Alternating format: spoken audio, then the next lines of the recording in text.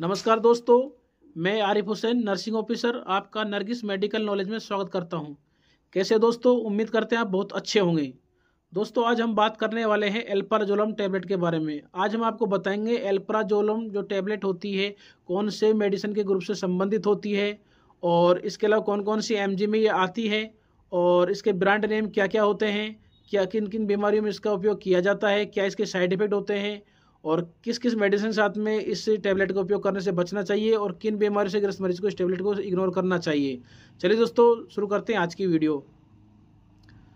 दोस्तों, जो alprazolam tablet होती है एक बेंजोडापाइन नामक मेडिसिन है। बेंजाडोजपाइन केंद्रीय तंत्रिका तंत्र सीएनएसएस अवसाद नामक दवाओं के समूह से संबंधित है।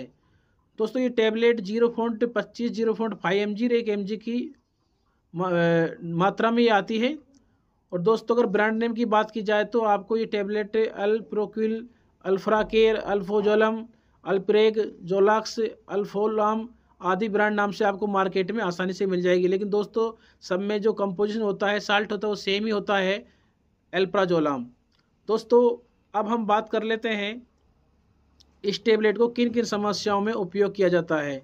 तो दोस्तों, इस टैबलेट का जो मुख्य लाभ है वो चिंता यानी एंजाइटी में इस टैबलेट का उपयोग किया जाता है। इसके अलावा देखा जाए तो पैनिक अटैक जो विकार होता है, अचानक से जैसे आप बैठे हो किसी स्थान पे, आपको अचानक से एकदम पैनिक अटैक आया। पैनिक अटैक में क्या है कि आपको घबराहट, बेचैनी, सांस लेने में दिक्कत, पसीना आना, इस तरह की समस्या आपको उत्पन्न हो सकती है। बीपी भी आपकी बढ़ सकती है। तो उस समय एक तरह से डर सा लगने लग जाता है। तो उस डर को ख़त्म करने के लिए यानी पैनिक अटैक विकार में इस मेडिसिन का काफ़ी अच्छा रिजल्ट होता है, उस समय इसका उपयोग किया जाता है। इसके अलावा तंत्रिका तंत्र को शांत करने के लिए भी इस मेडिसिन का उपयोग किया जाता है। यदि आपको अचानक से घबराहट बन जाती है तो घबराहट को दूर करने के लिए भी इस टैबलेट का उपयोग किया जाता है। और बेचैनी यदि आपको महसूस होने लग जाती है तो बेचैनी में भी इस टैबलेट का उपयोग किया जाता है। यदि आप थकान महसूस करते हैं, थके थके से लगते हैं, शरीर में कुछ जान सी नहीं रहती है, तब भी इस टैबलेट का उपयोग किया जाता है। खराब एकाग्रता, यदि आपकी जो एकाग्रता है वो सही तरह से कंसंट्रेशन नहीं कर पा रही है, आप किसी चीज़ में एक जगह मन नहीं लगा पा रहे हैं, तो इसको खराब एकाग्रता बोलते हैं। तो खराब एकाग्रता को रिकवर करने में भी इस मेडिसिन का काफ़ी अच्छा रिजल्ट होता है। यदि आप चिड़चिड़ा रहते हैं किसी कारण से, चिड़चिड़ापन को भी दूर करने में भी इस टैबलेट का काफ़ी अच्छा उपयोग होता है। जो एंजाइटी होती है दोस्तों, जिसमें इसका मुख्य लाभ जो है एंजाइटी में, एंजाइटी एक ऐसी चीज़ होती है जो आपको, जिसका अर्थ होता है चिंता करना। चिंता आपको, जैसे कि किसी चीज़ के बारे में आपको चिंता महसूस होती है, जैसे आपके एग्ज़ाम आ रहे हैं तो एग्ज़ाम से पहले की जो चिंता होती है उसको हम एंजाइटी बोलते हैं। या फिर आप कहीं पर सभा चल रही है, वहाँ आप जा रहे हैं तो आप वहाँ देखोगे कि काफ़ी लोग पहले से इकट्ठे हुए होते हैं, तो उनके बीच में जाने से आपको एक तरह से चिंता महसूस हो रही है कि हमको वहाँ क्या बोलना है, कैसे वहाँ जाके एडजस्ट अपना आपको करना है। इस तरह की जो चिंता होती है, उस समस्या को दूर करने में भी इस टैबलेट का काफ़ी अच्छा उपयोग होता है। तो दोस्तों, चिंता किसी भी तरीके की हो तो उस चिंता को दूर करने में इस टैबलेट का काफ़ी अच्छा रिजल्ट होता है। दोस्तों, अब हम बात कर लेते हैं इसके साइड इफ़ेक्ट कि आपको अल्प्राजोलम टैबलेट लेने के बाद क्या क्या साइड इफ़ेक्ट हो सकते हैं। तो दोस्तों, याददाश्त से संबंधित समस्या आपको उत्पन्न हो सकती है। जब आप इस टैबलेट को लेते हो तो आपकी याददाश्त में गड़बड़ी हो सकती है। इसके अलावा कॉन्स्टिपेशन की शिकायत हो सकती है। डिप्रेशन बन सकता है आपको इसको लेने के बाद में। साइड इफ़ेक्ट के तौर पे बता रहे हैं हम आपको। ऊँघना, आपको ऐसा लग सकता है कि आप ऊँघ रहे हैं। चक्कर आपको आ सकते हैं। आपका मुँह सूख सकता है।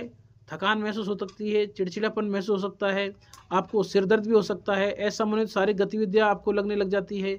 वाहिका शौच, जो इसका सबसे गंभीर लक्षण होता है, वाहिका शौच आपको हो सकता है। स्टीवन जॉनसन सिंड्रोम नामक विकार भी आपको उत्पन्न हो सकता है। ये इसके कुछ साइड इफेक्ट जो हमने आपको बताए, लेकिन समय के साथ ये साइड इफेक्ट अपने आप चले जाते हैं। लेकिन दोस्तों, इनमें से कोई भी साइड इफेक्ट लगातार बना रहे तो आप अपने नज़दीकी जो डॉक्टर हैं उससे ज़रूर संपर्क करें।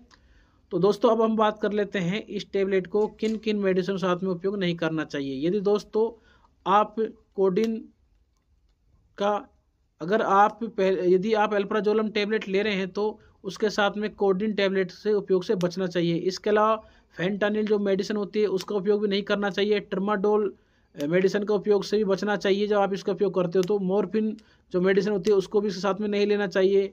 हालोपेरिडोल जो मेडिसिन होती है उसके साथ में भी इस टैबलेट का उपयोग नहीं करना चाहिए। पिरोक्सेटाइन जो मेडिसिन होती है उसके साथ में इसके उपयोग से बचना चाहिए। गुआफेंसिन जो मेडिसिन होती है उसके साथ में भी इस अल्प्राजोलम टैबलेट को नहीं लेना चाहिए। क्लोरोफेनरमाइन जो मेडिसिन होती है उसके साथ में भी इस टैबलेट का उपयोग नहीं करना चाहिए। दोस्तों अब हम बात कर लेते हैं इस टेबलेट को किन किन बीमारी से पीड़ित इंसान को नहीं लेना चाहिए। यदि कोई मरीज पहले से शौक में है तो उस शौक की बीमार मरीज को इस टेबलेट का उपयोग नहीं करना चाहिए। इसके अलावा दोस्तों कोई कालिया मोतियाबिंद की परेशानी से पहले से जूझ रहा है तो उस बीमार इंसान को भी इस टेबलेट का उपयोग करने से बचना चाहिए। यदि कोई मरीज मिर्गी की बीमारी से परेशान है तो मिर्गी के पेशेंट को भी इस टेबलेट का उपयोग करने से बचना चाहिए। मेनिया की कोई प्रॉब्लम पहले से किसी को हो तब भी इस टेबलेट का उपयोग करने से बचना चाहिए। यदि आप पहले से डिप्रेशन में हैं तो डिप्रेशन में भी इस टेबलेट को नहीं लेना चाहिए। यदि आपको पहले से कोई पार्किंसन रोग है तो पार्किंसन रोग वाले मरीज को इस टेबलेट का उपयोग करने से बचना चाहिए। यदि लीवर रोग किसी को पहले से ही है तो उसको भी इस टेबलेट के उपयोग से बचना चाहिए। यदि कोई मरीज गुर्दे की बीमारी से परेशान है पहले से ही तो उसको भी इस टेबलेट का उपयोग करने से बचना चाहिए। तो दोस्तों ये थी आज की वीडियो में एक छोटी सी जानकारी जो आपको कैसी लगी। यदि आपको अच्छी लगी लाइक करें, शेयर करें, कमेंट करें और चैनल पे पहली बार आए हैं तो चैनल को सब्सक्राइब जरूर करें जिससे हमको मोटिवेशन मिलता रहे। और दोस्तों हमारी वीडियो बनाने का जो उद्देश्य होता है वो आपको जागरूक करना होता है। हमारे वीडियो को देखकर आप कभी भी अपने मन से कोई मेडिसिन का उपयोग नहीं करना चाहिए। जब भी कोई आप मेडिसिन का उपयोग करें तो अपने डॉक्टर से सलाह के अनुसार ही करना चाहिए, नहीं आपको गंभीर क्षति का समस्या का सामना करना पड़ सकता है। तो आज की वीडियो इतना ही दोस्तों। जय हिंद, जय भारत।